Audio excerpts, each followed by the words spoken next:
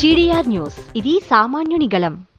కూటమి ప్రభుత్వ సంక్షేమ ఫలాలపై తిరుపతిలో డోర్ టు డోర్ ప్రచారం. కూటమి ప్రభుత్వం అధికారంలోకి వచ్చి 2 ఏళ్లు పూర్తవుతున్న సందర్భంగా సంక్షేమ పథకాల అమలు మరియు రాష్ట్ర అభివృద్ధిని ప్రధాన లక్ష్యంగా చేసుకుని ముందుకు వెళ్తున్నామని టీడీపీ తిరుపతి నియోజకవర్గ ఇన్ఛార్జ్ జేబీ శ్రీనివాస్ తెలిపారు. తిరుపతి నగరంలోని 28వ డివిజన్ బండ్ల వీధిలో తిరుపతి పార్లమెంటరీ అధ్యక్షురాలు Anabaka Lakshmi, TDP Yadav corporation chairman Narasimha యాదవ్లతో కలిసి ఆయన డోర్ టు డోర్ కార్యక్రమాన్ని ప్రారంభించారు.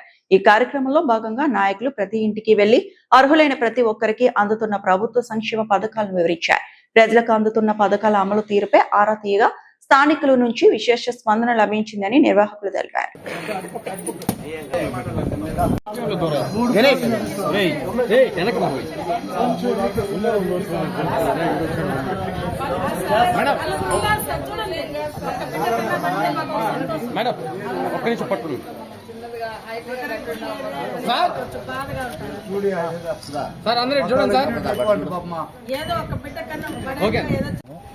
దీని క్లస్టర్ పురుగురు మురళీకృష్ణారెడ్డి, పనబాకమ్మ గారు పార్లమెంట్ అధ్యక్షురాలు, యాదవ్ కార్పొరేషన్ చైర్మన్ నరసింహ యాదవ్ గారు, మరో క్లస్టర్ ఆర్సీ మునికృష్ణ గారు, అట్లా యూనిట్ సభ్యులు, మిగతా క్లస్టర్లు అందరూ దీంట్లో పాల్గొంటున్నారు.